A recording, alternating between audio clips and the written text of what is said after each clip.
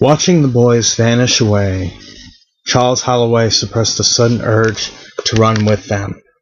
Make the pack.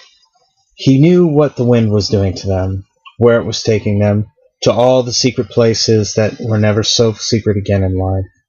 Somewhere in him, a shadow turned mournfully over. He had to run with a night like this, so the sadness could not hurt. Look, he thought.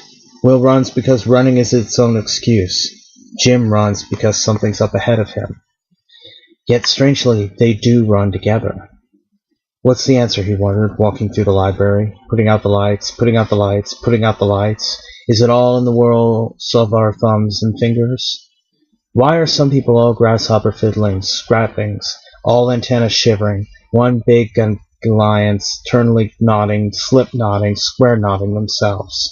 They stoke a furnace all their lives, sweat their lips, shine their eyes, and start it all in the crib. Caesar's lean and hungry friends, they eat the dark who only stand and breathe. That's Jim, all bramble-haired and weed. And well, why, he's the last peach, high on the summer tree. Some boys walk by and you cry seeing them. They feel good, they look good, they are good. Oh, they're not above peeing off a bridge or stealing an occasional dime store pencil sharpener. It's not that. It's just, seeing them pass.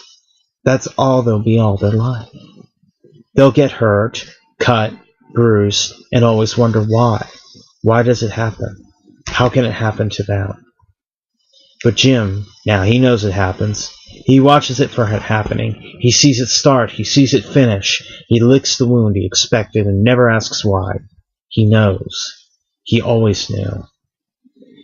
Someone knew him before him a long time ago, someone who had wolves for pets and lions for night conservants. Hell, Jim doesn't know with his mind, but his body knows. And while Will's putting a bandage on his latest scratch, Jim's ducking, weaving, bouncing away from the knockout blow which must inevitably come. So there they go. Jim running slower to stay with Will running faster to stay with Jim. Jim breaking 2 windows in a haunted house because Will's along. Will breaking 1 window instead of none because Jim's watching.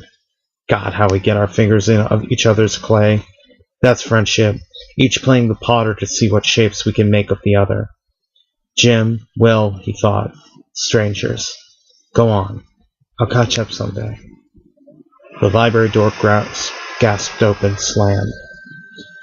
5 minutes later, he turned into the corner saloon for his nightly one and only drink in time to hear a man say, I read when alcohol was invented, the Italians thought it was the big thing they'd been looking for centuries. The elixir of life. Did you know that?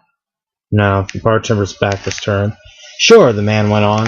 Distilled wine, 9th, 10th century, looked like water, but it burnt.